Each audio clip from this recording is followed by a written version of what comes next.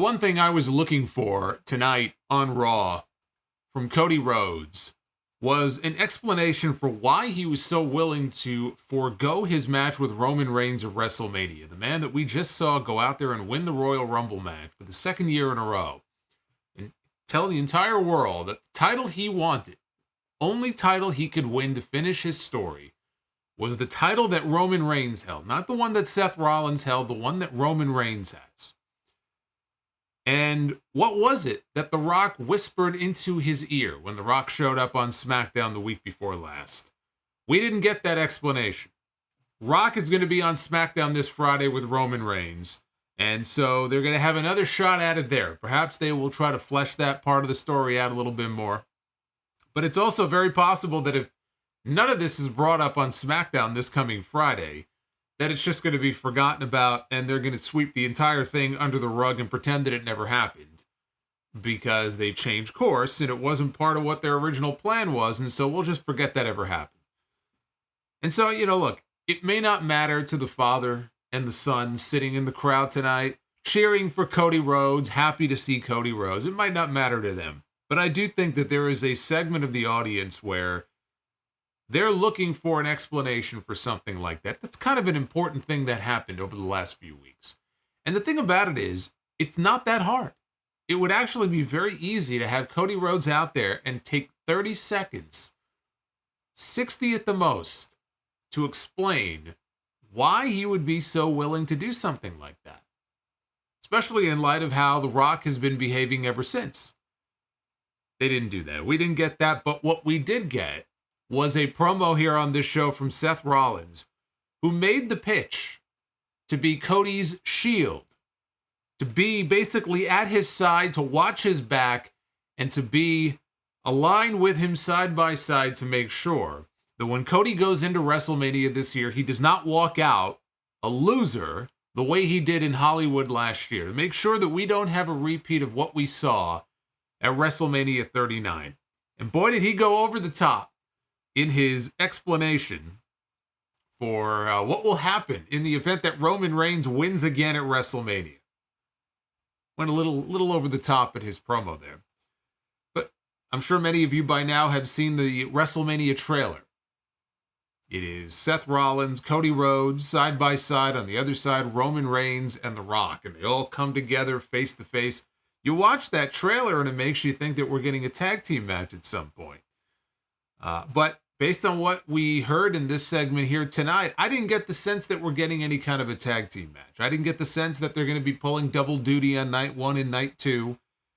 It's possible, but that's not the impression I came away with at the end of that segment. And I'm okay with that. I don't need to see these guys pull double duty on back-to-back nights and take a main event spot away from somebody else. So I'm fine with that. But the impression I got is that Seth Rollins, whether he's still World Heavyweight Champion or not come night two, is going to be in the corner of Cody Rhodes, and The Rock, unless he makes himself the referee or something, is going to be in the corner of Roman Reigns. That's the impression that I got coming out of that segment tonight. We also had a series of Elimination Chamber qualifying matches for the men and the women. On the men's side, we're going to find out who the number one contender is for the World Heavyweight title. On the women's side, we're going to find out who the number one contender is for Rhea Ripley's women's world title. And when you look at all three winners in these Elimination Chamber matches tonight, all three were the safe, predictable names. But I still thought it was surprising. In one case in particular, I thought it was surprising that Bobby Lashley is going to the Elimination Chamber and he is going to be challenging potentially for the World Heavyweight title. Because Lashley is feuding right now with Karrion Kross. Now, maybe Lashley is desperate to get away. I can only imagine that Bobby Lashley is desperate to get away from Karrion Kross. It's only natural to feel that way when you look at the career that he has had since he was brought back to the company. I don't blame the guy. But that is what Bobby Lashley is currently involved with. And there was no sign of Karrion Kross on the show tonight. No sign of Karrion Kross. No sign of AJ Styles. After LA Knight basically had a hand in costing him his qualifying match with Drew McIntyre on SmackDown last Friday. No Karrion Kross, no AJ Styles. And so they went with the safe choices in those matches tonight. And they continue to lean in to the underdog story with Sami Zayn. Sami Zayn has fallen on tough times. Here we are heading into WrestleMania, and at this moment, Sami Zayn has no obvious match. He has no obvious path to WrestleMania 40. A year ago, WrestleMania, he was in the main event on night one, winning the tag team titles. And at this moment, he doesn't have an obvious path to WrestleMania, except he does. And even though he lost again tonight, the path to me seems pretty clear that it runs through Drew McIntyre. And if Drew McIntyre is going to win the Elimination Chamber and go to WrestleMania and fight Seth Rollins, Sami Zayn is going to find his way into that World Heavyweight Championship match. It seems impossible right now. The guy's been losing like crazy. He lost to Randy Orton last week. He lost to Shinsuke Nakamura tonight. But I think that's his path to WrestleMania this year. I think it was going around and he's talking about, I'm a contender. I'm a contender. I'm a contender. I'm going to be a champion. I know I can be. Like Stuart Smiley looking in the mirror. I think I can. I know I can. He's confident that he's going to become a world heavyweight champion. They're clearly building to something. And maybe he wrestles Drew if Drew doesn't make it to Mania against Seth. But Drew's got to make it to Mania against Seth. And I think that's going to end up turning into a triple threat match. I do believe. I think Sami Zayn is going to get his shot at WrestleMania this year. This is your Monday Night Raw review. It is February 12th, 2024. I am the Solomonster. Salute to all of you.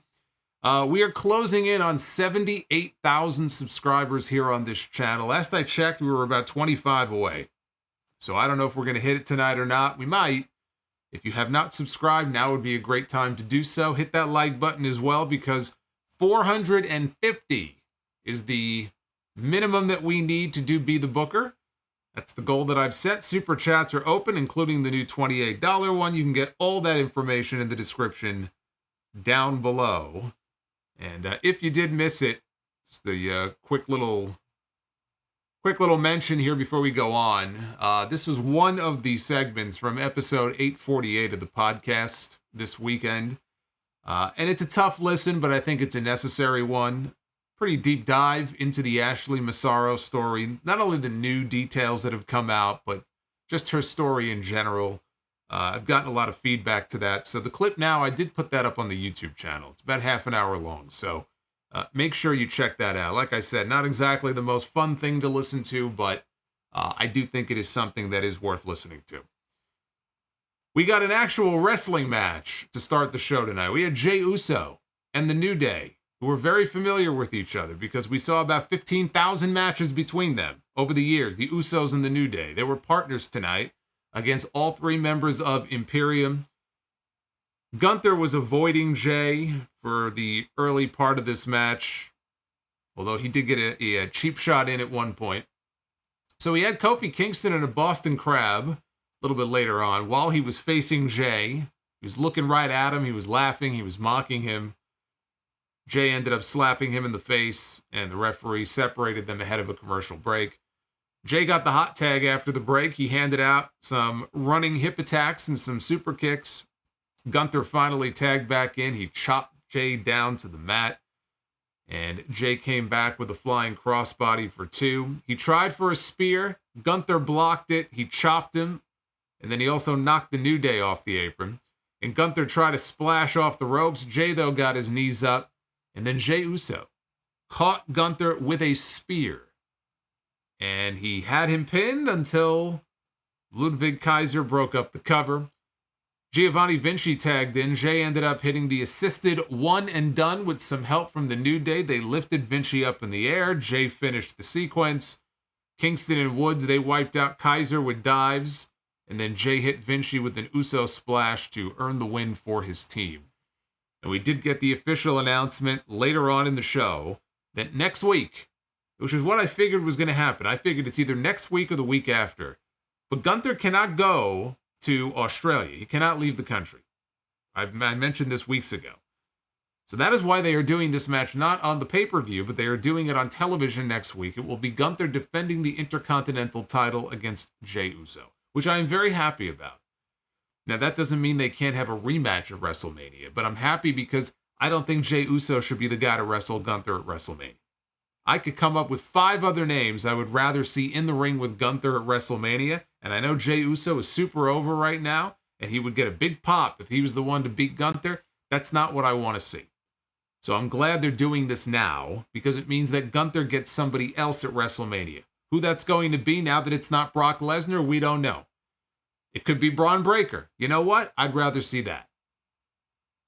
But it doesn't look like it's going to be Jey Uso because they're doing the match next week.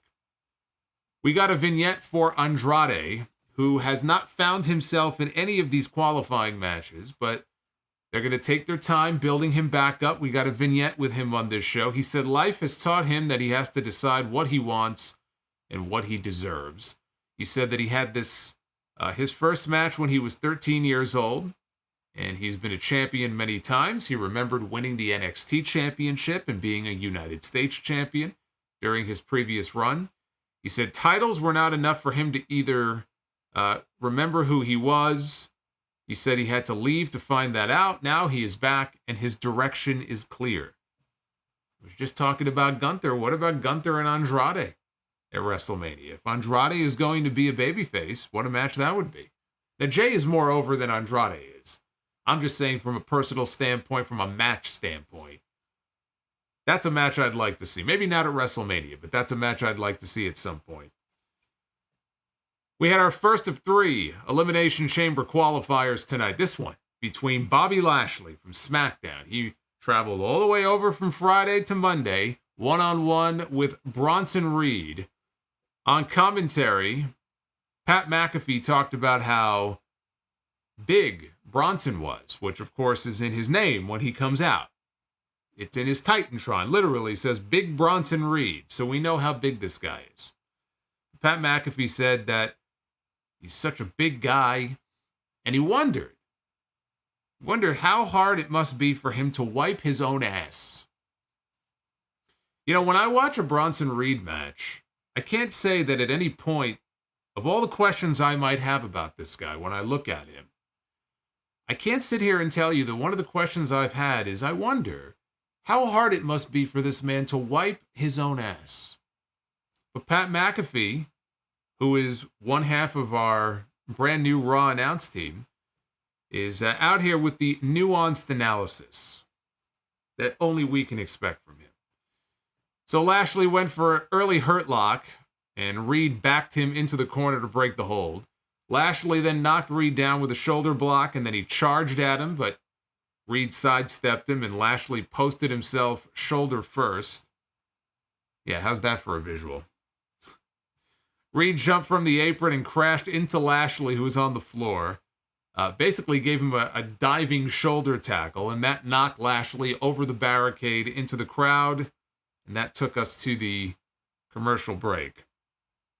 Reed put Lashley down with the Death Valley driver a little bit later on.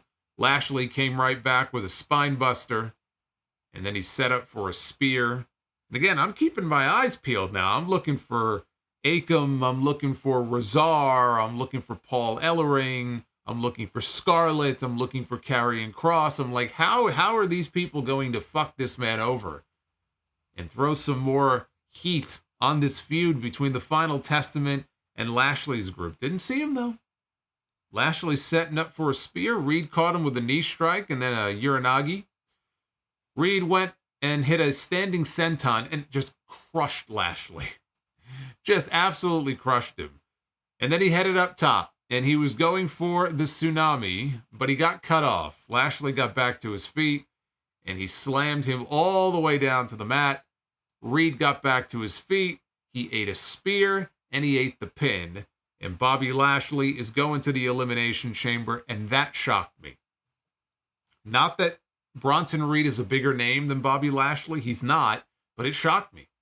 I really thought that they were going to send Reed into the chamber. You know, they're going to this man's home country. He was in the Elimination Chamber last year for the U.S. title and actually was very impressive, and I thought he did a very good job.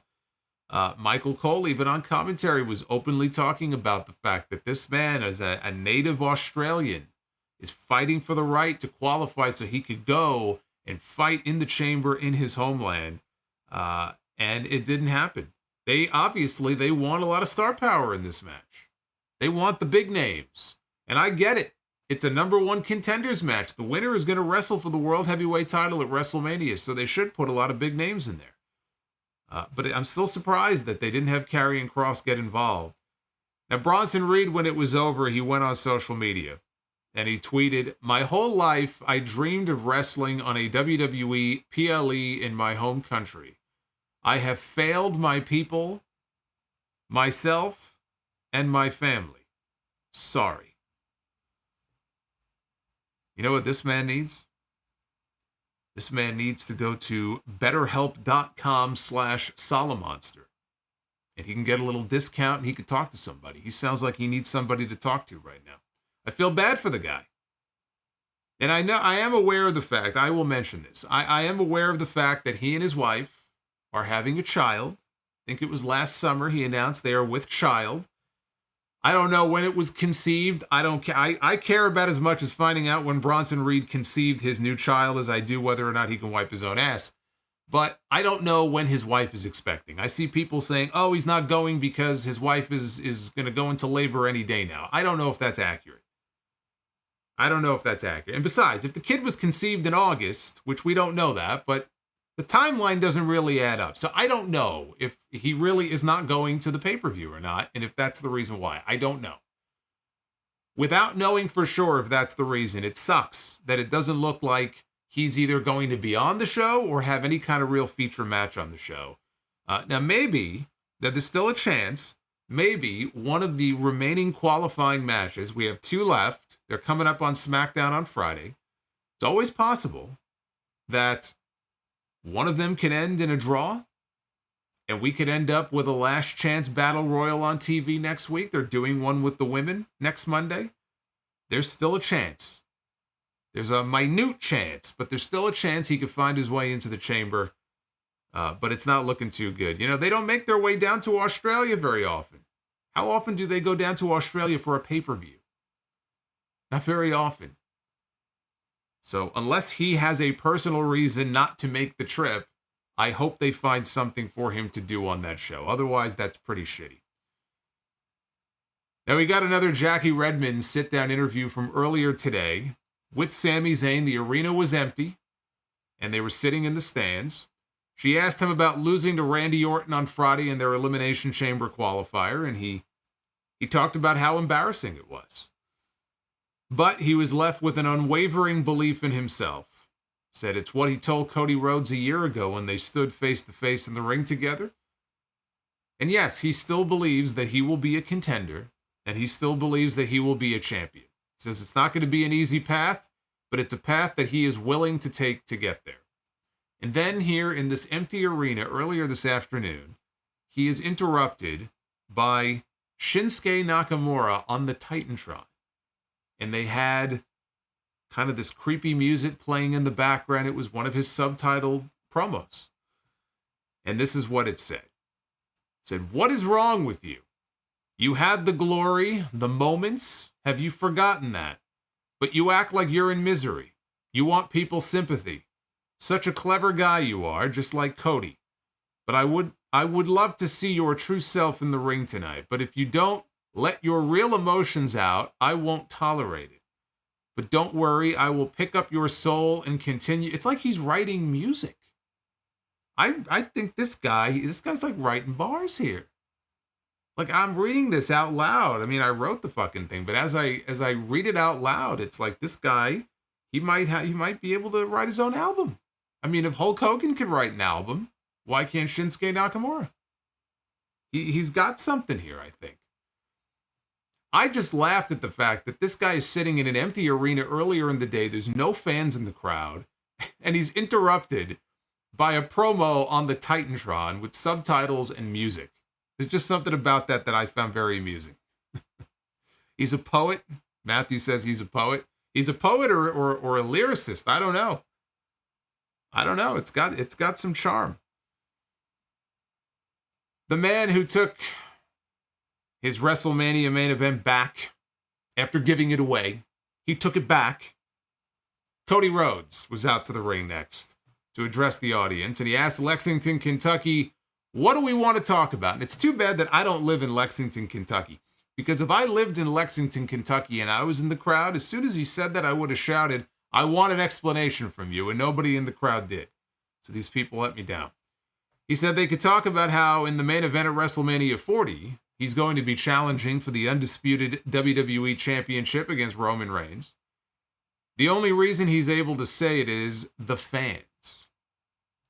He looked out at everybody in the crowd. He said they made their voices heard a full week, trending worldwide, crying about it and shouting about it, spreading the word, and the word was... And before he could say anything else, the crowd started chanting, we want Cody. He doesn't really know how he can repay them. He says, actually, there is one way. He doesn't want to get emotional, though, because then he would become a crybaby. And that got loud, Rocky sucks chants from the crowd. He says, while everyone was saying, we want Cody, there was one man who did not want to hear it. That same man happens to be the most famous human being alive, a potential presidential nominee, the people's champion, the same man who coined the term the Cody Crybabies. And they showed the footage from Pat McAfee's show last week. The first time that he uttered the word Cody Crybaby was not at the press conference, if you want to call it that, but it was earlier that day when he was on McAfee's show. And he cut a promo basically on all the fans that were chanting, we want Cody, and making it trend. So anyway, they showed that footage. Cody said he knows that promos now are different than they were when Rock was first here. And he says, few people can match The Rock on the microphone, but he has to ask, what are we supposed to do with those nuggets? Because when Rock was cutting that promo, he was talking about all the Cody Crybabies, basically all the little fat fans at home shoving chicken McNuggets in their mouth. And then he said, at one point, Rock said something about sticking them up their asses because that was Rock's whole shtick. Rock was, for whatever reason, always talking about people sticking things up their ass. It's no wonder he and Pat McAfee get along so well. Pat McAfee wants to know how you wipe your ass, and The Rock is telling people to stick things up their ass. So they go together like peanut butter and jelly, these two. So Cody wants to know, what exactly are we supposed to do with these nuggets? He looked over at Pat, and Pat didn't know what to do. He said, don't mistake my levity here for weakness. He goes, I am a fan of The Rock. One thing The Rock does not do well is he does not listen. At the press conference, he said nothing to, he being Cody, said, I said nothing to defile his ancestors. And yet he chose to slap me in the face. The Rock and Roman Reigns together is the perfect storm, but make no mistake about it, Rock, you put your hands on me, and what that means is I'm going to hit you back. It's exactly what my parents taught me when I was a kid. Somebody put your hands on them, you slap the shit out of them back. Actually, my father did, not my mom. My mother wouldn't have said that, but my father would have. So Seth Rollins came out to join him in the ring because Seth Rollins feels completely left out of all this. I mean, he was on stage last week, off to the side, watching it like a fan, right? Trying to interject himself in there. So he's got to come out here and interject himself because otherwise he wouldn't be relevant on this road to WrestleMania. Nobody's talking about Seth Rollins. So Rollins comes down to the ring. Cody thanked him for coming to his aid last Thursday, and Rollins said, you're welcome.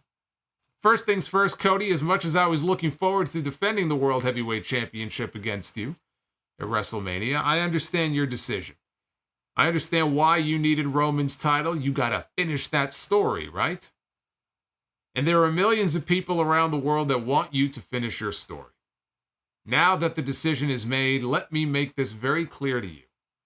You need to finish your story. For yourself, for your dad, for me, and for every single person here tonight. And for me too. So I don't have to hear about it anymore. Why do you think I have been advocating so heavily for Cody Rhodes to finish his story at WrestleMania? One of the reasons is that I don't want to have to hear about the story anymore. I want the story to be over and start a new story.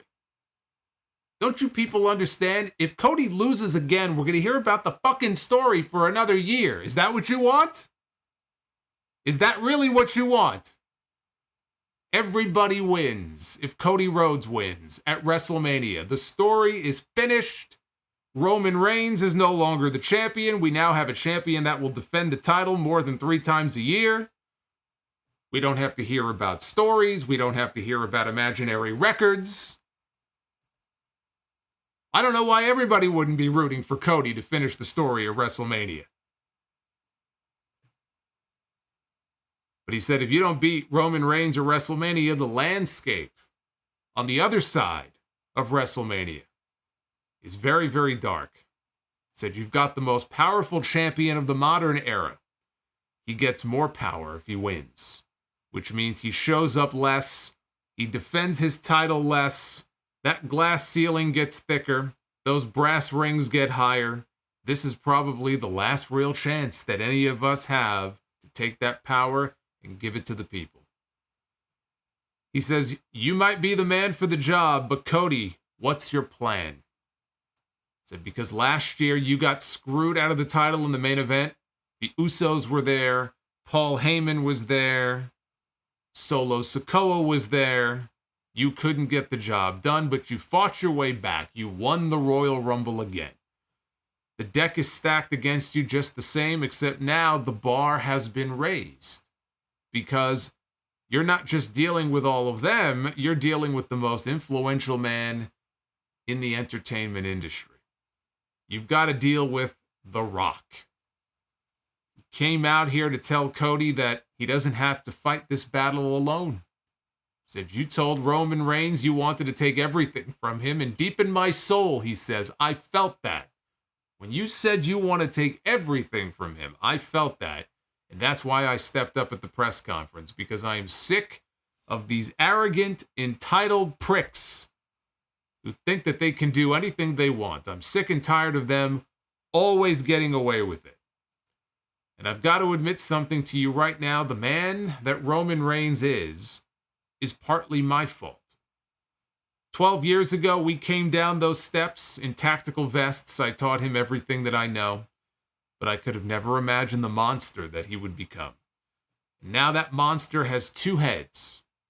When it comes to fighting Roman Reigns and The Rock, there's only one man on earth who is uniquely suited to be your shield. And he said that it was him. They played his music. Rollins told Cody to think about it. Seth did most of the talking in this segment, but he wasn't the one that I wanted to hear from. And he did a good job, but he wasn't the one that I wanted to hear from in this segment. I was waiting for an explanation from Cody that did not come. But I thought Seth did a good job. Again, he was a little over the top when he was talking about what's going to happen if Roman Reigns retains at WrestleMania. I was waiting for him to talk about the rivers are going to run red with blood, and a plague of locusts will descend upon us if Roman Reigns retains at WrestleMania. But when he said, my favorite part of this was when he said, if Roman Reigns wins at WrestleMania, he's going to defend the title even less. Is it even possible? Is it possible that Roman Reigns could defend the title any less than he does right now? What would that be? Twice a year? You want to go for once? And yet you'll have Roman Reigns fans out there who will say, oh, well, it'll make it that much more special if he only defends it at WrestleMania. They'll keep coming up with excuses. It's like the people who say, no, he's got to retain at WrestleMania. He's got to get to September. I keep saying it. He'll get to September. Oh, he's got to win. He's got to keep going. You got to get him to WrestleMania next year. Just on and on and on and on and on. It's amazing. But when this segment was over, I didn't get the impression that we were getting a tag team match at some point. Even though it would seem to make a lot of sense, it would have made sense to do it sometime before WrestleMania. They do have 2 nights. There is still the possibility that they will do something on night 1. I don't need to see it. I'm cool if they keep it Roman and Cody on night 2, and Seth defends his World Heavyweight title, let's say night 1, against Drew, or against Drew and Sammy. I think that's fine. And The Rock, look, The Rock, when he was on McAfee's show last week, talked about training camp. He's in training. He's training to get back in the ring. But that was before they did the angle where he turned heel at the press event. So is he really in a training camp? Was he just saying that? Or in changing some of the plans they had, did they go from Rock versus Roman to Rock not wrestling a match, but Rock is going to be involved in some other way? He'll be a referee. He'll be in Roman's corner. Whatever it is, he'll still get physical. He'll probably get physical on TV. Cody's going to show up and probably smack him in the face. You know, I mean, there's a long time yet to go between now and WrestleMania. So I'm not sure exactly what Rock's final role is going to be. But the impression I got is that Seth will be there to back up Cody in his corner. And Rock would probably do the same for Roman unless they come up with some other role for him. And he's on the board of directors, right? So technically he could do whatever he wants. We'll see how things go on Friday because it's probably going to be Rock and Triple H coming face to face on that show. They're, building up this whole power struggle idea. It definitely makes things more interesting. I will give them that. When that event was over last Thursday, I was interested to see what SmackDown was going to be. I was interested to see what they're going to do this coming Friday. So they got me in that way. Now they just have to come up with something compelling. But there's no doubt in my mind that, they're coming up with some of this stuff on the fly. They're coming up with this stuff as they go. Rock is a heel now. No way he was going to be a heel from the get-go, but now he is. And I'm here for it. If Rock really is ready to embrace his heel side again, I think that's great. I saw WrestleVotes. I saw what he posted earlier today about Rock is going to embrace his Hollywood Rock roots from 20 years ago. Hey, he wants to go the Hollywood Rock route. I'm here for it. The only thing that sucks is he's probably not going to have the old music if he does. I'm sure that's a Jim Johnston thing, right? They don't go back in time and use that music anymore. So that's not going to happen. But we'll see what happens when Rock is on SmackDown on Friday. That will answer some more questions when we see Rock on SmackDown. We had Liv Morgan on the first stop of what she is calling her revenge tour, taking on Zoey Stark in an Elimination Chamber qualifying match. The winner of the Women's Chamber this year is wrestling Rhea Ripley at WrestleMania. Liv was not losing the first match on her revenge tour. That would be pretty shitty revenge if she lost on her first night in. Zoey put her down with the Death Valley driver on the apron ahead of a commercial break. Zoey later on stuffed a codebreaker attempt, catapulted Morgan into the corner. Zoey charged at her. Liv hit her with a standing double stomp. And Zoey came right back with a super kick. Went up top, went for a corkscrew dive that Liv moved out of the way of. And Liv ended up connecting with her Oblivion finish to qualify for the Elimination Chamber. And no surprise there. Again, the last time we saw her before her injury was with Rhea Ripley. And they credit Rhea Ripley with injuring her. So you have to have Liv Morgan in this match because she's going to be one of the favorites. Maybe not on everyone's list. Storyline-wise, though, she's got a perfect in if she were to go on to win the Chamber because, again, she's on her revenge tour. They could do Rhea and Liv. I don't see that being the WrestleMania match. I thought they might do it at the Elimination Chamber until they announced Rhea and Nia, which honestly is probably the better way to go because there's no way you're going to have people booing Rhea Ripley. She's the de facto babyface no matter what they do. Better to put her in there against somebody who's going to generate heat and get booed anyway. So Liv winning was not a surprise. In the back, we had the Judgment Day, all but Rhea. We saw Finn Balor, Damian Priest, JD McDonagh, and Dominic Mysterio. They were walking when R-Truth showed up. And Truth told McDonagh he's not in the Judgment Day anymore. He got all pissy, and Priest said, calm down, I'll handle this. And Priest said, look, we've had some jokes together, but it's over. He said, Truth was never in the Judgment Day. What you thought was an initiation, there was no initiation. There was no initiation. There was no reinitiation. There will not be an initiation. He said, tonight, when you wrestle McDonagh, it's going to be an execution. And then we had R-Truth one-on-one with JD McDonagh.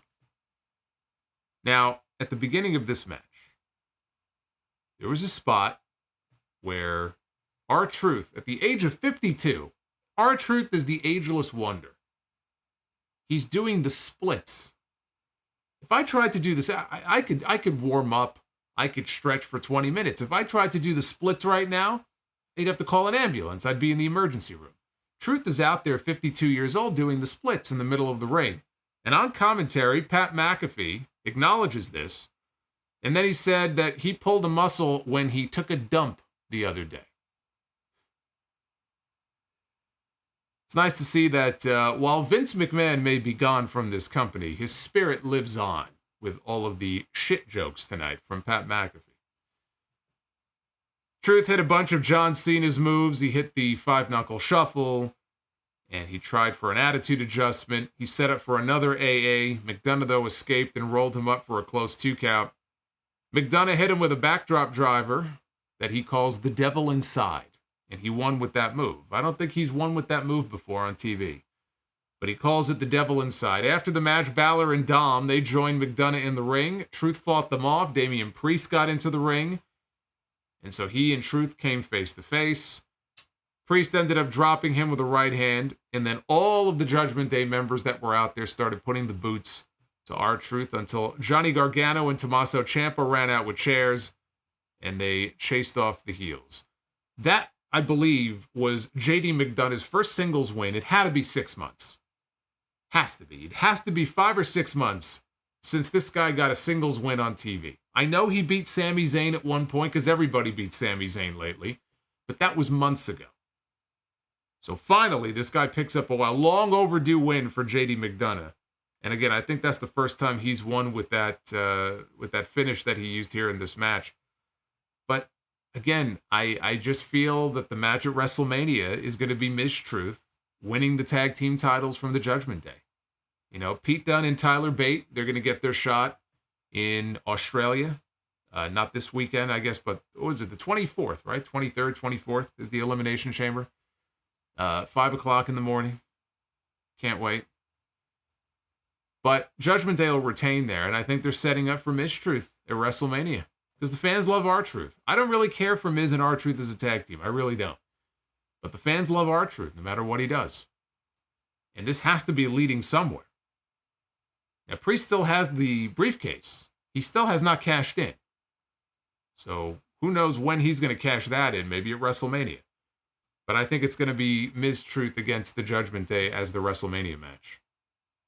Hi, Chief Peter Maivia. Name out your f***ing mouth! Better not talk about The Rock's family or he gets very pissy. Daniel Malcolm with the new $28 super chat. You better keep the High Chief's name out your fucking mouth because he don't like it when you talk about his family. Daniel, thank you. Sami Zayn was backstage. He was putting on his wrist tape when Cody Rhodes walked up to him. He thanked him for mentioning him in his empty arena promo earlier. And Cody told Sami, look, I know you said that you believe that one day you can be a world champion. I just want you to know you're not alone. Because I believe in you. And so do they. You could hear the fans cheer. And Cody went to go for a handshake. And Zayn gave him a hug instead. Very wholesome moment here in the back. Becky Lynch was out to the ring next. The husband and wife here, they had very good promos on the show tonight. Although Becky is still the better promo than Seth. Becky says the road to WrestleMania has already been crazy and unpredictable, and that's what she loves. She loves this business. She was 15 years old the first time she stepped foot in a wrestling ring, and she has been obsessed with it ever since. It's the reason that she got to travel the world. It's the reason why a girl who failed gym class was able to go out and win in the first women's main event of WrestleMania. That obsession also means she missed birthdays. She missed weddings. She says she missed her own father's funeral, which is... I didn't know that. She's had to have difficult conversations she's had with her daughter about why her face is smashed up and why she can't pick her up and why daddy wants to find Maui. I guess that's a Moana reference, I assume. I haven't seen Moana, but I believe The Rock's character is named Maui in that movie. There's a whole other controversy with Rock involving Maui, but I don't think that's what she's talking about. So she's obsessed with getting back the title that she has not held in 2 years. That means going to the Elimination Chamber and going up against one of the most dominant champions this company has ever seen. And she says, I know that the fans love Mommy, and they cheered for Rhea. She said the fans think no one can beat her, but she isn't just anyone. Whether you love her or you hate me, she wanted to make a toast for all the wild things that are about to happen on this journey that we're about to go on to WrestleMania. And she reached for a drink. Someone at ringside off camera handed her a drink. It looked like lemonade. Could have been a mojito. I don't know. But handed her a drink. And she drank. She told Rhea Ripley to enjoy her last few weeks as champion. And some fans booed her. Then she said bottoms up. Then she drank. And as she took a swig, Nia Jax walked out. And Nia Jax got into the ring to tell her something. She says she has so much respect for Becky. If her mom was half the mother that she is, she would be so lucky. And she was feigning emotion as she was saying all of this.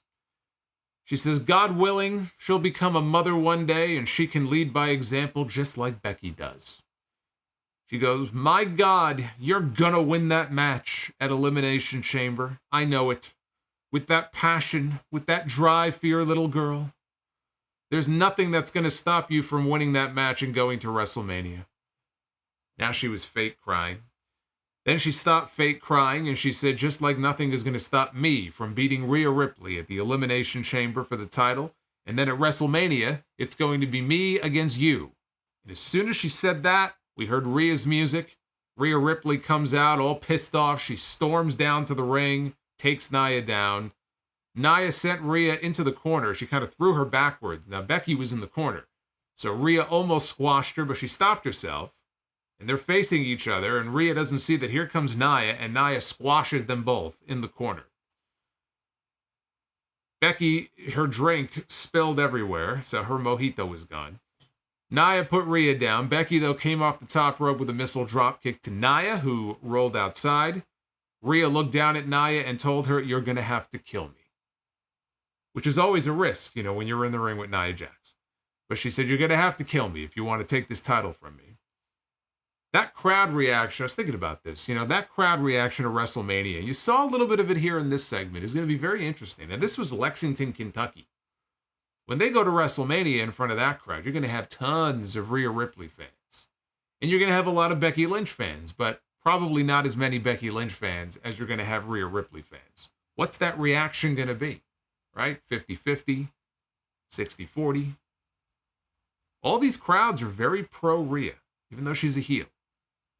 So the crowd reaction in that match is going to be the most interesting thing to me. Jackie Redmond was in the back with Drew McIntyre and announced that Drew will be wrestling Cody Rhodes next week. Just kind of threw that out there. Drew was wearing his CM Punk Tombstone t-shirt. McIntyre said Cody second-guessed finishing his story, and then he took credit for pushing him in that direction. He said people think he did it because he wants to face Seth Rollins at WrestleMania.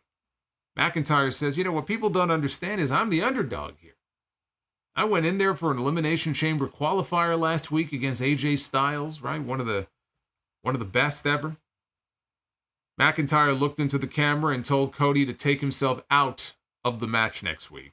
He said Cody should avoid two things: being in his prayers and fighting him one-on-one, because he might not make it to WrestleMania, just like old CM Punk. Elsewhere in the back, R-Truth was with DIY, and he thanked them for coming out to save him. He says he can't believe he got helped by DX. He goes, he looks at Gargano, he goes, the Heartbreak Kid Shawn Michaels, he looks at Ciampa, the Cerebral Assassin. I mean, with the beard, he could pass for Triple H, I guess. Not Gargano. Gargano was cosplaying as Shawn Michaels when he was a little kid. And then he asked them how Road Dogg was. He's off saying stupid things on his podcast. And then he goes, I got 2 words for you. And the crowd, half the crowd said, suck it. He goes, thank you. And he walked off.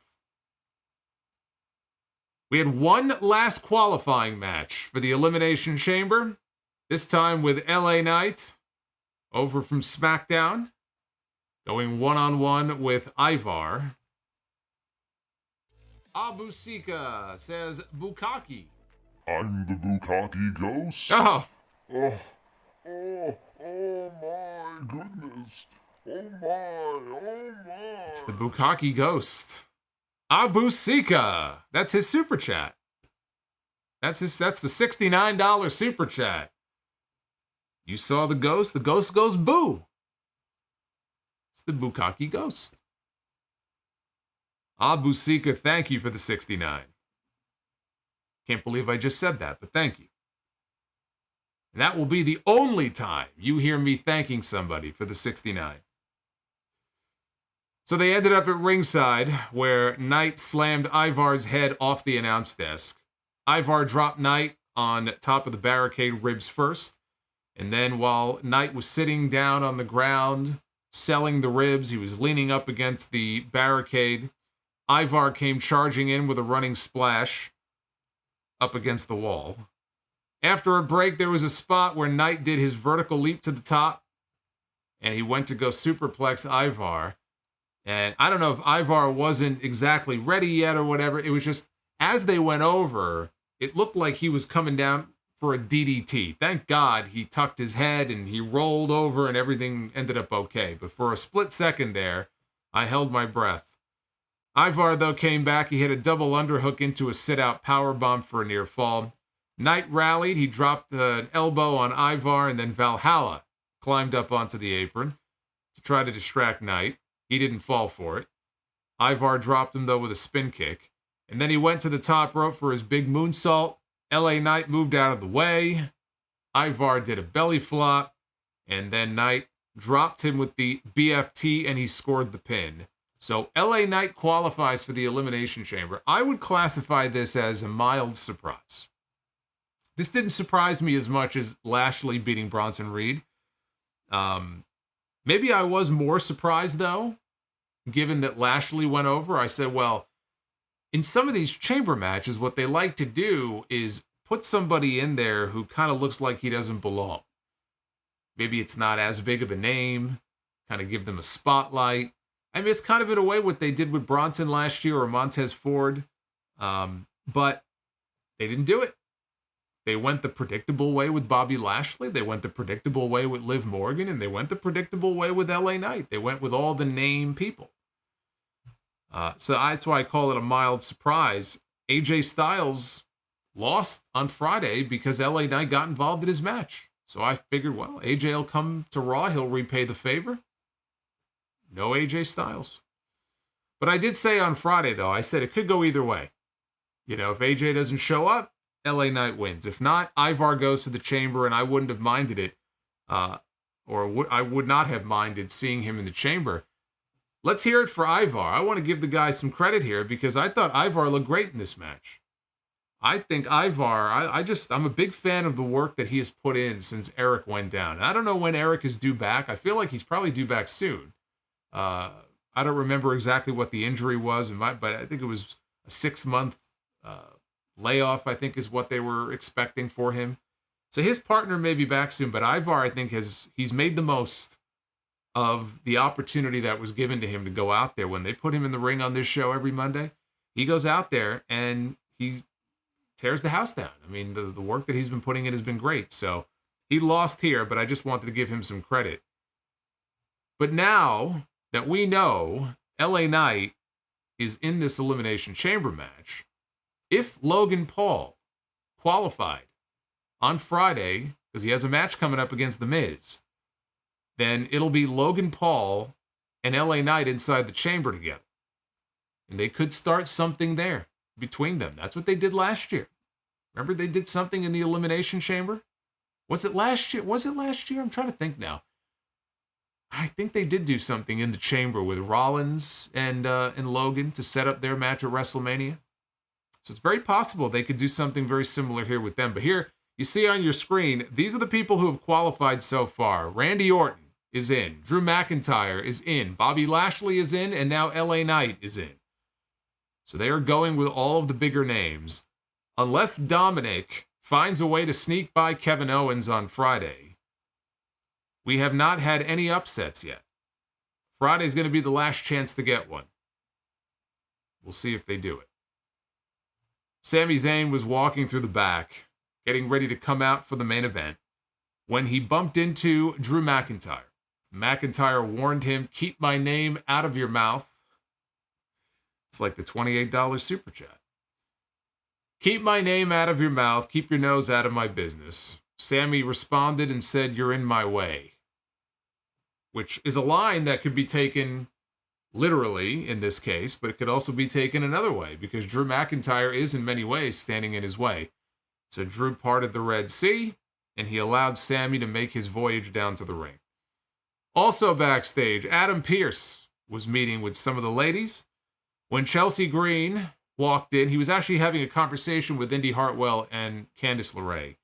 When Chelsea Green walked in, and they were talking about this last chance battle royal on Raw next Monday to fill the final spot in the women's Elimination Chamber match.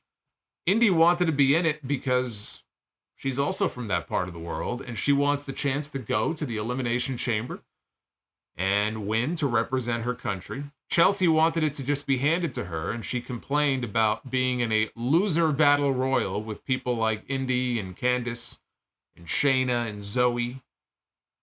Of course, she turned around, and who's standing there? Shayna and Zoey. Baszler said they were there actually to talk about the Kabuki Warriors, but she looks forward to tearing Chelsea apart limb by limb. And at that point, our alcoholic general manager said that he needed a drink.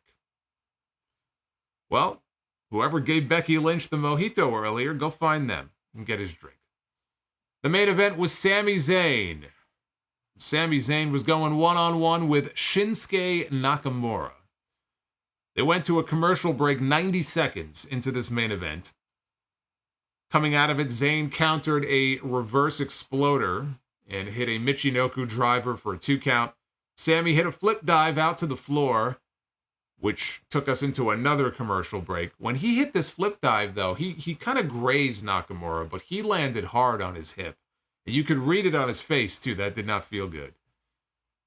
So Nakamura was in control after the break. They didn't show us how it happened. Nakamura blocked a Blue Thunder Bomb attempt. He hit an enziguri.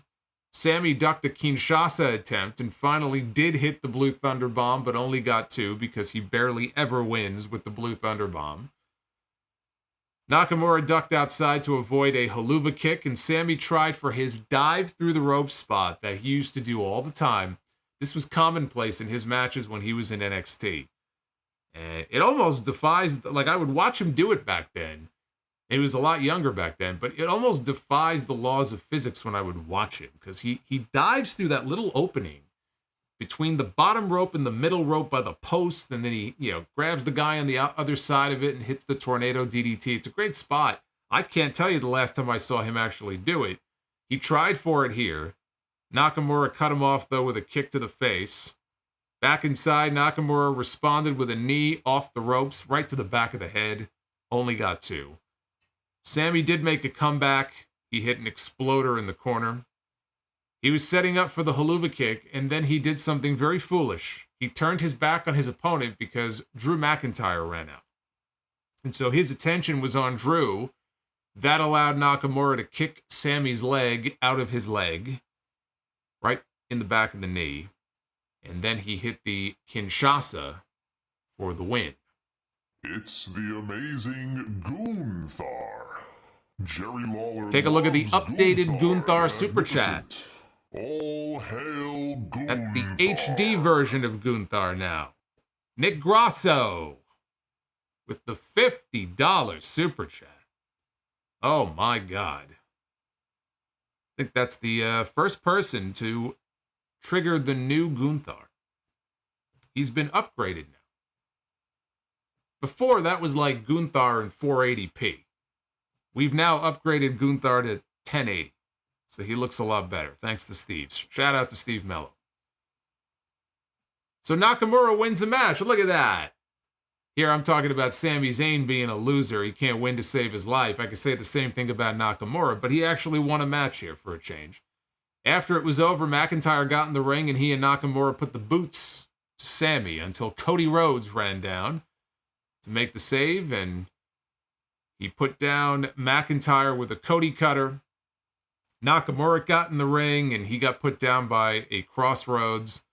Cody was yapping at McIntyre, who was seething on the outside and glaring at him. That's our little preview for their match coming up next week. I think that Sami is going to find his way into the World Heavyweight title match at WrestleMania. And that's assuming that Drew McIntyre is going to win the Chamber. I mean, nothing is ever a foregone conclusion here, but I think that Drew McIntyre deserves it. I think Drew McIntyre is the right person, with Punk going down, to be in that spot. But it's felt for a few weeks now, even after they did the first empty arena promo last week, they're sticking with this story about Sami convinced that he can be a champion. And they're doing that for a reason. Because they're telling us that Sami is his path to WrestleMania is going to be a bumpy one. But ultimately, he's going to have his opportunity. Now, how they're going to work that, I don't know. It could be as simple as there's a promo on TV, a month from now, and McIntyre and Sami are in the ring. Maybe Seth is in the ring, and they come up with some kind of a scenario where Sami has to win a very important match. Maybe it's against Drew. You want your shot? You got to beat me tonight. But if you lose, and then they could say something like you can't challenge for the World Heavyweight title or whatever. There's always a way to come up with some kind of scenario to get to where they need to be, as we're seeing now with the pivoting, with the whole Rock, Roman, Cody situation. There's always a way to get to where you need to go, whether it makes sense or not. But I think that's what Sami Zayn is going to be doing at WrestleMania this year. And if by some chance Drew McIntyre does not end up in the World Heavyweight title match, I think the match at WrestleMania is Drew against Sami in a singles match. But that is not as attractive as the story of Sami trying to go after the World Heavyweight title. I think that's the much better story. So that's basically the situation as far as the World Heavyweight title picture now as things stand heading into WrestleMania. And we saw what happened when Jinder Mahal got a title shot last month without having won a match in God knows how long. Sami is going to have to start winning some matches, though, if they want to put him in the World Heavyweight title picture. Because, again, we saw what happened after the Jinder debacle. We don't need Tony Khan losing his shit on Twitter again if Sami Zayn backdoors his way into a title match at WrestleMania. But as uneventful as these qualifying matches were on this episode, at least I like the idea of doing qualifying matches because it's a good way to kill TV time. At least there's stakes on the line, right? We know these matches serve a purpose. And the purpose is to fill the open spots in this very important match that we have coming up on this very important pay-per-view. And I thought that the matches, for the most part, were good. The Cody and Seth segment, I thought, was very good.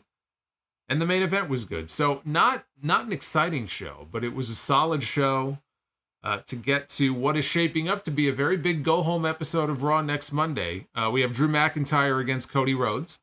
We have Gunther defending the Intercontinental title against Jey Uso. Miz, R-Truth, and DIY are teaming up to take on the Judgment Day. And we're going to have that last chance battle royal to qualify for the final spot in the Women's Chamber. But before all of that, we got to get through SmackDown on Friday. The Rock and Roman Reigns are going to be on SmackDown this Friday night. And we will see if we get that face-to-face between The Rock and Triple H. Here's the Twitter poll for tonight's episode of Raw. What did you think of the show? 74% of you said this was a thumbs-up episode. 26% have given this episode a thumbs down. At Solomonster, go follow me. Hit that follow button. And then you can vote in the poll. What did you think of Monday Night Raw? What did you think of Raw? Well, let's find out. Because now comes the fun part. I'm going to read through your super chats here. Where do you think all of this is leading to here on this road to WrestleMania? B2B. I see a lot of Be the Booker emojis in the chat. The goal tonight was 450, and we are one like away. One from 500. So you guys smashed it again. We're only one away from 500. That's awesome.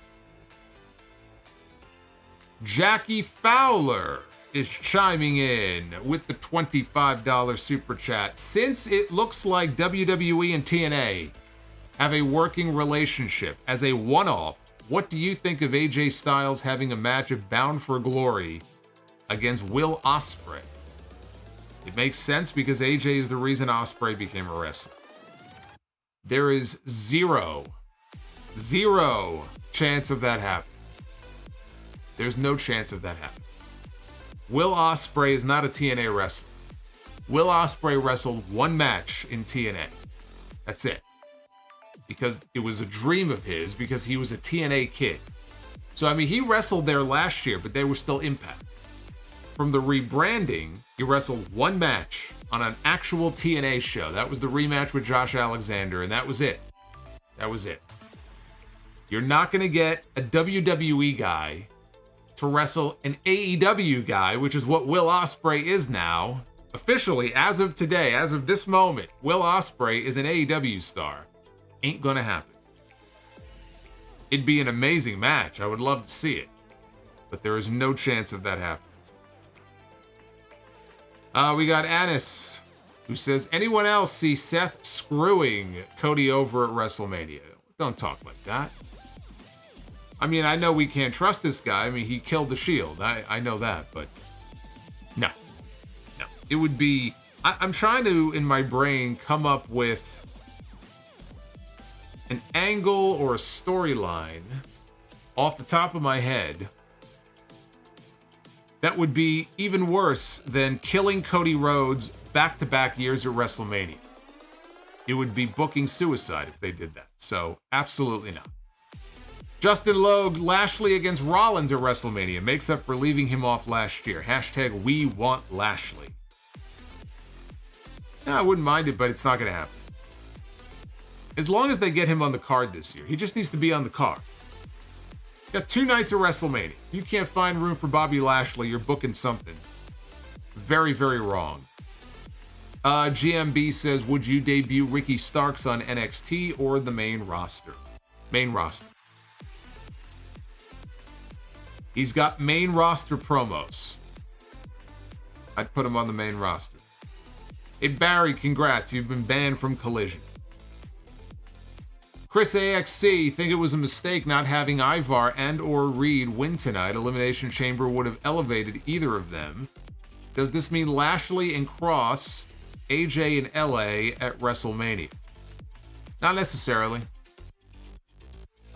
Lashley and Cross, or it could be a 6-person tag, but LA Knight and AJ Styles could be a TV match.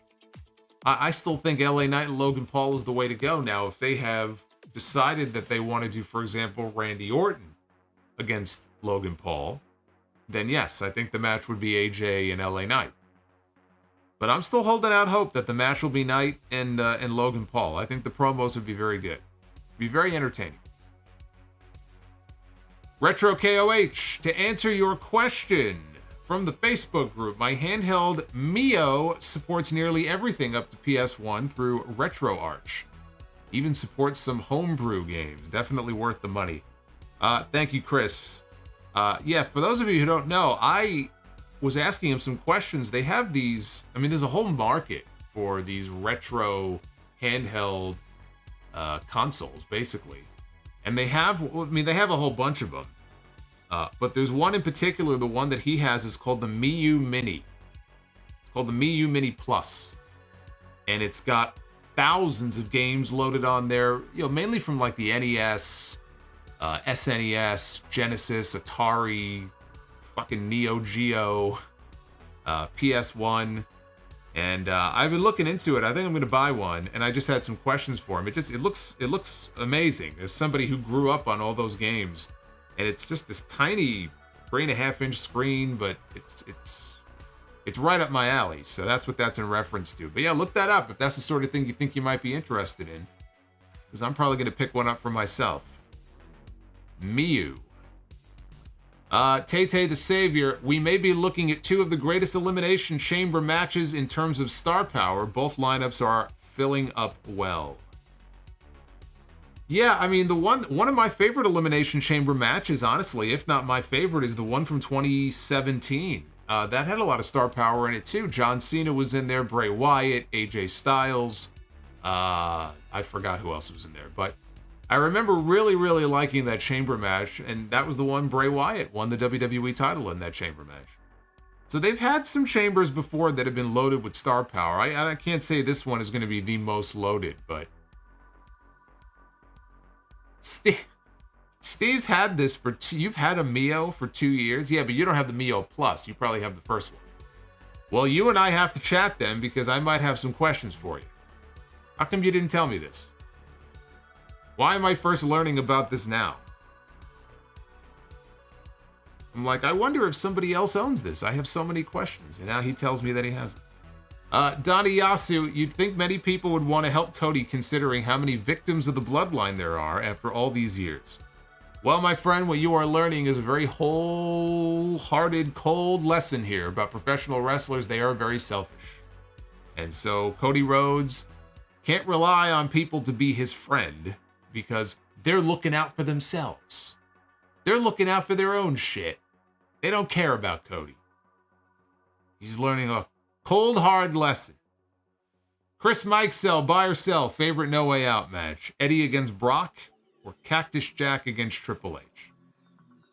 It's not Cactus and Triple H. I like their Royal Rumble street fight much better than the Hell in a Cell match. For me, it's probably Undertaker and Kurt Angle. I think it's either Undertaker and Kurt Angle in 06 or it's Eddie and Brock in 04. And don't forget, you got 3 stages of hell from 01 with Triple H and Stone Cold, which was awesome. So they've had some bangers at the February shows over the years.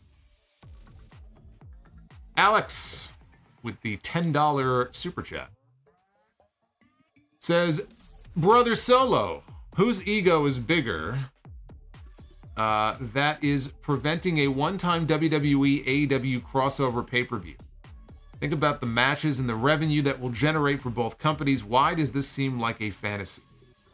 Because I could understand why Tony Khan would want to do it. Why would WWE feel they have to do a joint show with AEW? It's not hard to understand why they wouldn't want to do it. They don't generally play well with others. And there's obviously a lot of friction between those two companies, but WWE is doing bigger business now than they've ever done before. They have absolutely zero incentive to do an event with AEW. And I guarantee you a good chunk of their audience, the people who watch their product, either don't watch AEW or maybe don't even know what it is.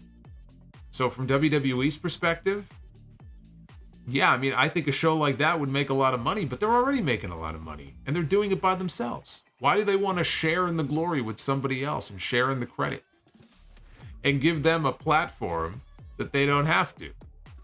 It's silly. They have no incentive to do so.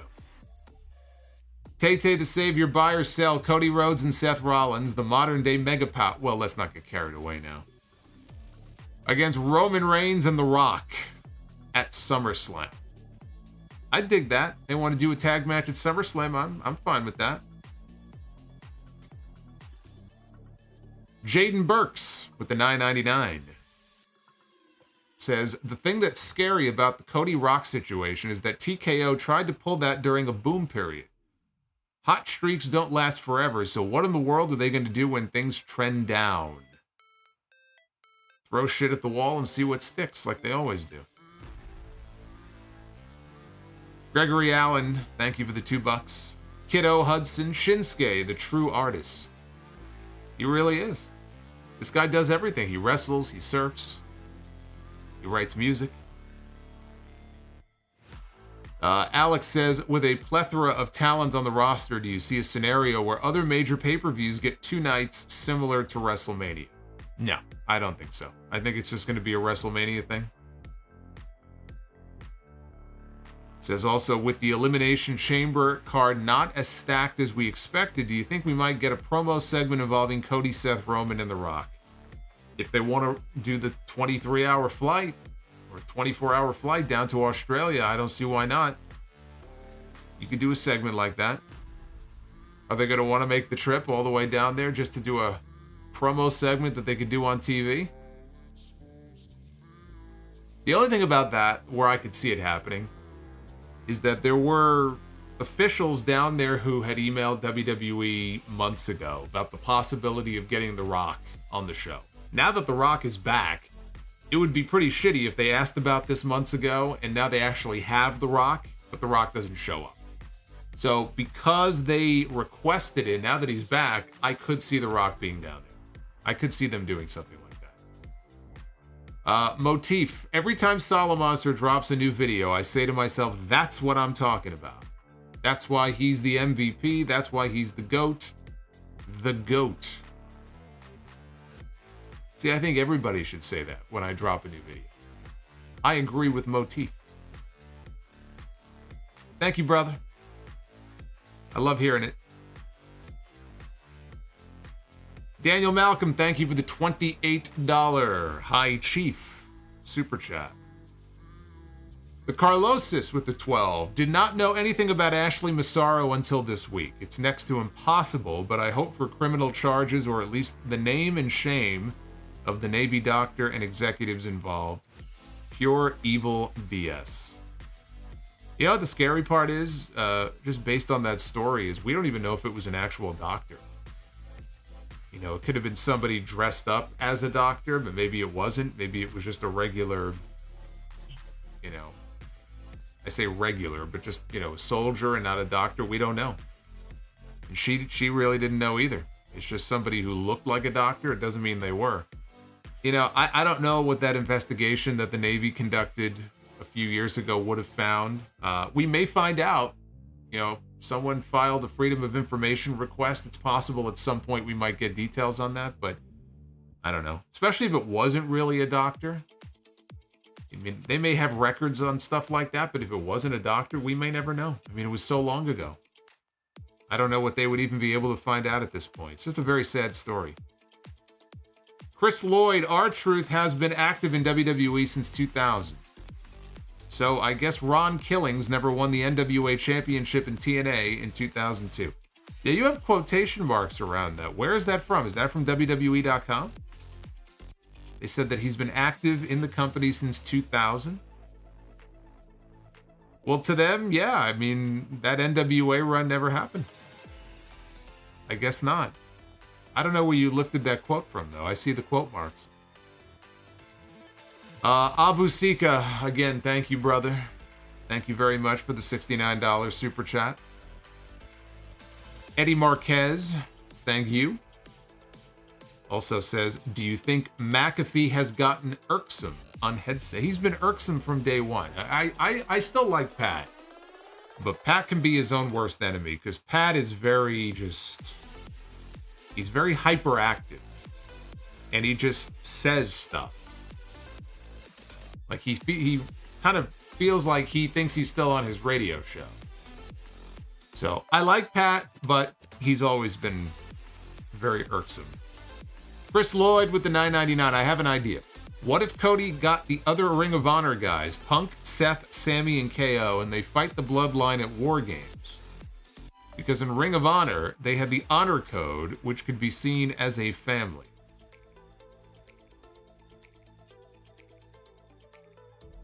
Well, didn't we have most of them partnering up at Survivor Series last year?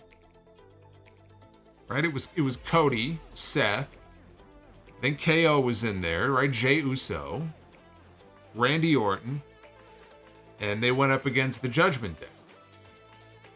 So now you're saying it would be against the Bloodline. I don't know what the Bloodline is even going to look like, if the Bloodline is even still a thing come November. That's so far away. You know, I mean, it's so hard to predict when the draft happens and the rosters get shaken up, if they get shaken up again.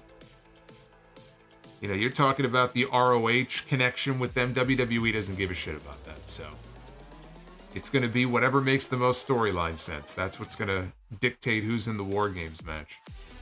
The Winston Slap. Which book were you glad to have finished the story? The Catcher in the Rye. Old Holden Caulfield. Nick Grosso, I had the pleasure of meeting Ashley Massaro a little while before her tragic passing and was very nice, and really down to earth. Hearing everything she went through in WWE is sickening. Vince, Johnny, and anyone else involved are held accountable. Hey Nick, thank you for the 50. Magician Sapphire. Sammy did the dive through the rope spot during his match with Roman last year. I have no memory of that. I have zero memory of him doing that spot in the match with Roman Reigns. I'll take your word for it. I believe you, but I have no memory of it. Barry MK, what do you think was your biggest success in life? And what was your biggest failure in life? My biggest success in life. Honestly, my biggest success in life was getting my mother's children's book published by an actual publisher. You know, because it was something that she, for years, it was something she always wanted to do. And it's a hard thing. You know, it's a very hard thing to break through to an actual publisher and get them to publish something. So many people go the self-publishing route. She didn't really want to do that. I didn't want to do that. And so once the book was finally published, and I had the physical copy in my hand, I know some of you do as well, and I love the fact that you guys supported that book when it came out. It's still up on Amazon, by the way. The Adventure of Hardy the Horse. When I had the physical book in my hand, and I saw that her name was in it, and I got the confirmation that it's, you know, in the Library of Congress, and she's an official author, that to me, in my mind, was the biggest success, because that put just a big old smile on my face. Other than that, it's the show. It's the podcast. It's everything I've created with this show. It's this community of people that we have here. It's the success that I've been able to have. And it believe me, it didn't happen in those first few years, you know, financially. That's not how it started out. But, you know, the bigger it gets and the more work and time you put into it, you want to make something back from it. And what it's blown up into now is just, you know, it's something bigger than I ever could have imagined. To the point where if I didn't want to, I don't have to do the other things I do. I still do if I don't want to. You know, you just do this. And that's a pretty cool feeling. It's a lot of work, very little sleep, but I love it. And so that would be my other big success. We got the Data and Boys podcast. Roman wins at WrestleMania, and at the presser, Heyman will say we are barely in the 6th inning. Well, you're giving him credit. I thought he would say maybe the 5th. Like the 4th or 5th. Chris Manson. I was rewatching SmackDown from 06, and I think Paul London and Brian Kendrick would have thrived in today's era. Oh yeah, absolutely. And they would have fit in anywhere. Honestly, they would have fit in a lot better in AEW or in TNA. More so than WWE. Or even NXT. I mean, they would have thrived in any of those places, but I think NXT, AEW, TNA, anywhere but the WWE main roster, they would have just they would have taken off. Prince Vegeta 95. Know from listening to you that you're a big horror fan. What are your thoughts on the Quiet Place movies? In my opinion, they are fantastic. Believe it or not, I think I've only seen the first one. And I know I have to correct that. And I enjoyed it, but I have not seen all the movies. I did see the trailer. I guess there's a new one coming out. So I really can't speak to all the other ones. I am a big horror fan, but there's quite a few movies that I just have not seen. Prince Vegeta says buy, sell, or rent on who would I have take the WWE title off of AJ Styles in 2018. Samoa Joe, Shinsuke Nakamura, or have Miz win Money in the Bank that year, and then have Miz feud with Bryan. In my opinion, AJ's reign was too long and stale. They had that match at WrestleMania 34 that was very disappointing. If it were me, though, I think you give it to Nakamura. You really want to heat that guy up at that point. I would have put the belt on him and given him a run. And he never got that run.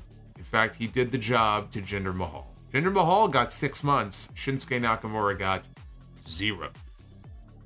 And that is probably what he will end up with when his career is over in WWE. LaShawn says, can you retell the story of a WWE worker threatening some article writer for not referring to the show as entertainments? Love the content solo. That was a number of years ago. It was a PR person for WWE. I forgot the outlet that the writer was with. And they wanted him. It was some kind of edict at the time. He was calling them events or cards or whatever. And they said, no, they're entertainments. And the guy said, I am not writing that in my story. I am not calling them entertainments. There is nobody who will say to their son, hey son, do you want to go to the WWE entertainment that's being held tonight at the arena? Nobody talks like that. I don't remember all the specifics beyond that, but I do remember telling that story and how ridiculous it was. What a fucking joke. Who talks like that? Like even sports entertainment, right? When you were at the time, there was a period of time where you could not say the word wrestling. Like you would get 10 lashes if you said the word wrestling, right? And so it's like, do you honestly believe that there are people who are at home and they're like, hey, you want to go to the sports entertainment show tonight? What fucking geek talks like that? Nobody. Nobody would say that. I want to go to the sports entertainment show tonight. Fucking smack the shit out of that person. Chris says, could Stone Cold have been involved with WrestleMania 2000? Or did he not make it in time? What was supposed to happen? Backlash 2000 was better than WrestleMania 2000. Backlash, what you saw at Backlash was supposed to be WrestleMania. WrestleMania was supposed to be Rock and Triple H one-on-one. And I believe that the idea was it would play out exactly the way that it did, where Stone Cold would come out late, wipe everybody out, clear a path for The Rock to go on to win.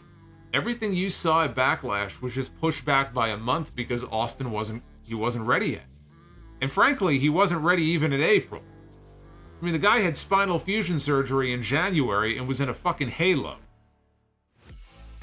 And they wanted him at WrestleMania and they pushed it back so he was able to finally make it. And I remember it clear as day. As soon as he came out with the chair, remember he gave chair shots to Patterson and Briscoe and Vince and Shane and Triple H. And all the comments at the time were, man, Stone Cold got fat. It's Fat Austin. Because he put on a little bit of weight because he couldn't work out. And people were mocking him because, oh, he got fat, he got lazy, he's been sitting at home. No, the guy had fucking neck surgery and he hasn't been able to work out. But that's all people were talking about at the time. So that's why WrestleMania, that's why Backlash, felt like WrestleMania, because basically that year it was. That really was WrestleMania that year. And Luis, could I get a birthday shout out on tonight's stream? Drew McIntyre has officially become a bigger heel than Roman Reigns and The Rock. Everybody wish Luis a very happy birthday. Luis is one of the more unique folks that we have hanging out with us. It's been with us for a while. So Luis, I don't know how old you are, but happy birthday, Luis. From all of us to you. And Jonathan Coleman, do you think Rock is going to have a match at WrestleMania? Right now, you ask me that at this moment, I honestly don't know. I really don't. I 50-50 on it. I think he'll obviously be involved in a physical way. I don't know if that's going to be in an actual match or not. That's why I said before we have to wait until SmackDown. If there's a face-to-face confrontation with him and Triple H, we should have a better sense on Friday if they're building to something at WrestleMania specifically for Rock that has to do with Triple H. Triple H can't wrestle. But the idea that I talked about on episode 848 this weekend had to do with maybe Triple H finding a proxy to step in to fight for him and represent, the WWE against the Bloodline. And then you're getting into maybe Randy Orton is a surrogate for Triple H, and we get Randy Orton in a singles match on night 1 against The Rock. Maybe it's not Randy Orton. Maybe it's somebody else. I threw Stone Cold out there as a possibility. That's like the fantasy scenario there. I just don't know until we see how that story plays out on Friday. Everything has been just completely upended here from what was supposed to be happening. So they're figuring it out. I guarantee you they're still figuring out all the details and all the fine points right now, just like a lot of us are. So I can't really say for sure because I don't know what they're going to do on Friday. I think we'll get a better sense then.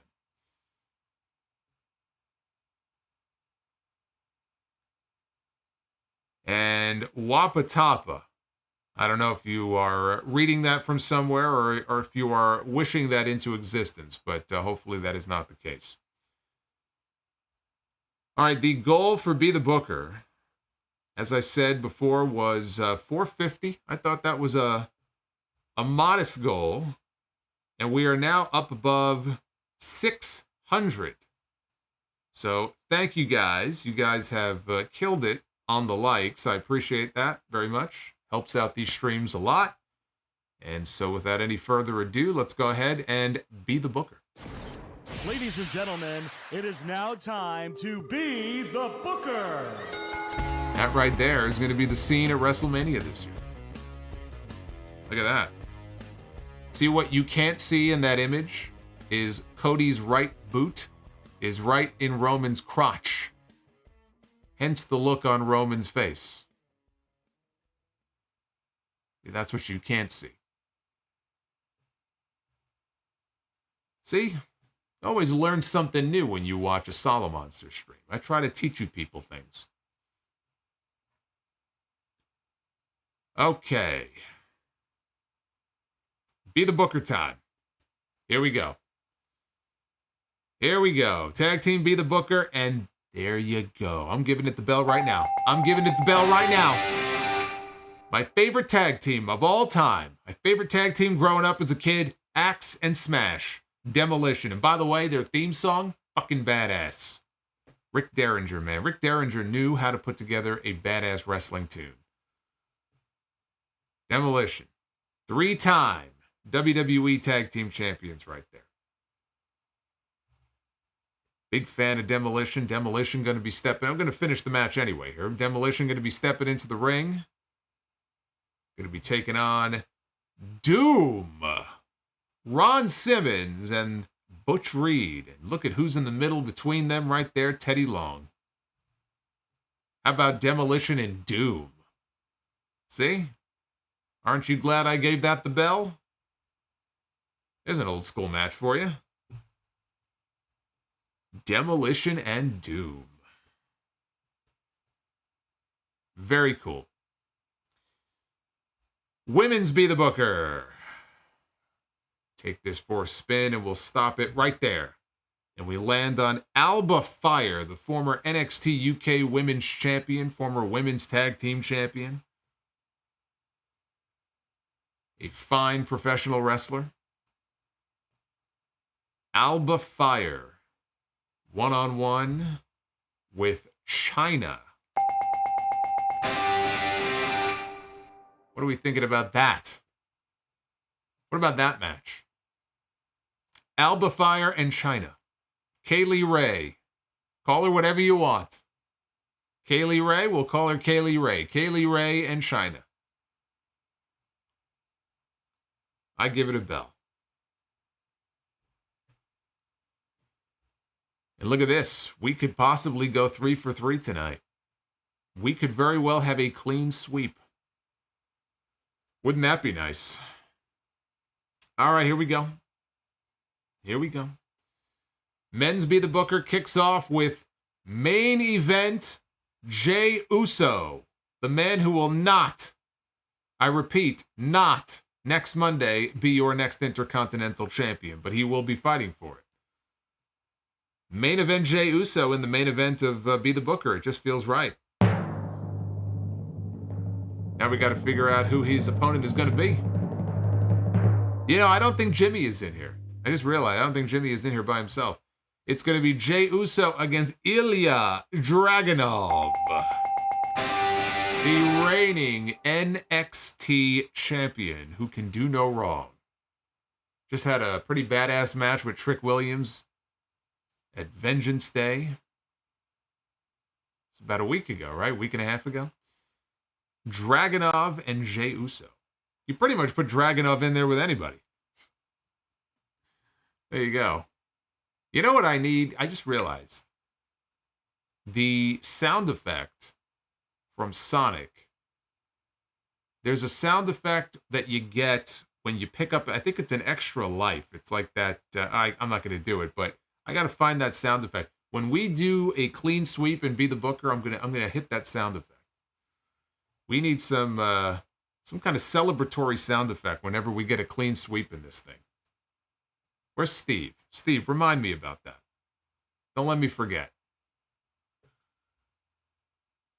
Clean sweep, guys. That's the way I like to see it here on a Monday night. Jason Leslie with a $5 super chat. Give me Gunther versus Gable. Solomonster, my favorite wrestling podcast. You know, that reminds me, I got to say thank you to you guys. We have, once again, at least earlier today we cracked the top 10 of all wrestling podcasts on Apple Podcasts all throughout the United States. Back in the top 10, coming off episode 848, we were one spot behind the drive-thru with Jim Cornette. Right there, almost beat him. So thank you guys for that. If you missed it, it was a hell of a podcast. Go check it out. 2 hours of audio goodness. If you're going to be commuting somewhere, if you're going to be going to the gym, or if you just want to lounge out at home and listen to a podcast, 848 will keep you company. Cameron Spencer, Breaker should form a heel group with Wagner, Corbin, and Duke Hudson. He could be the leader. Breaker could be a world champion. Are you down for that? I'm not down for the faction. I don't like that group, but Braun Breaker is going to be a world champion. You can bet your ass on that. Without a doubt. Without a doubt.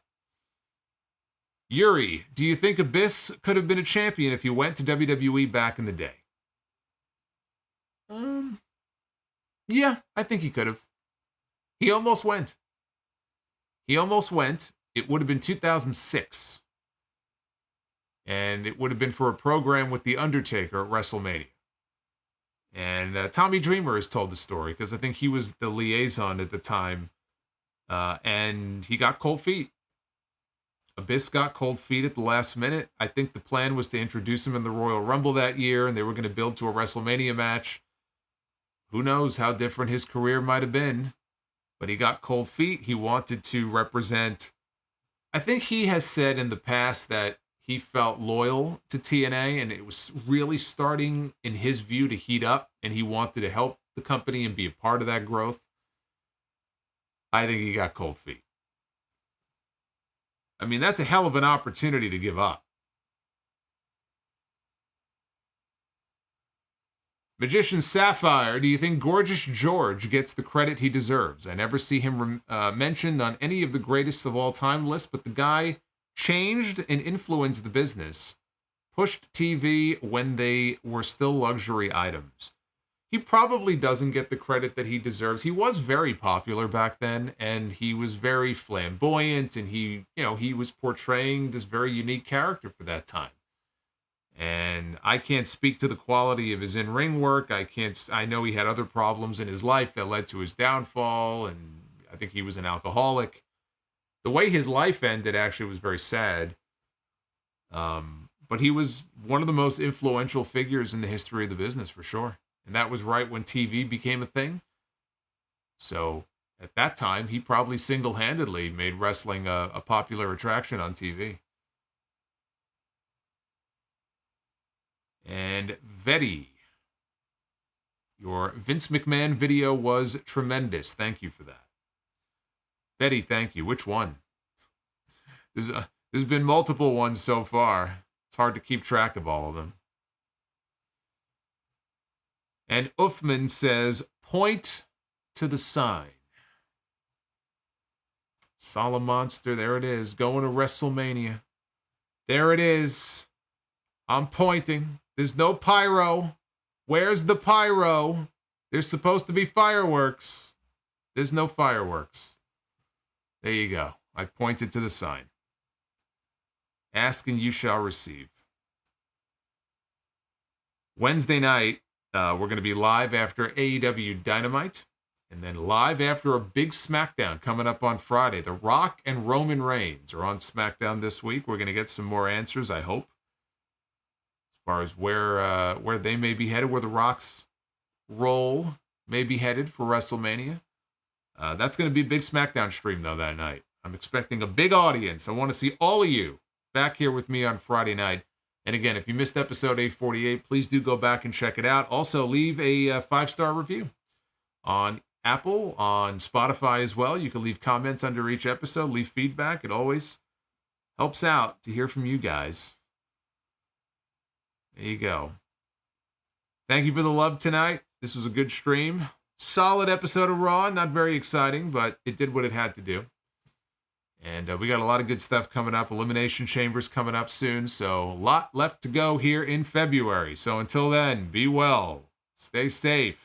TK Banks says SmackDown going to do 3 million viewers this week. I'll tell you what, if SmackDown is going to do 3 million viewers, then we should be able to get at least 5% of that here on this stream. What's 5% of 3 million? That's what I expect on Friday night here on YouTube. I'll see you guys on Friday. Take care.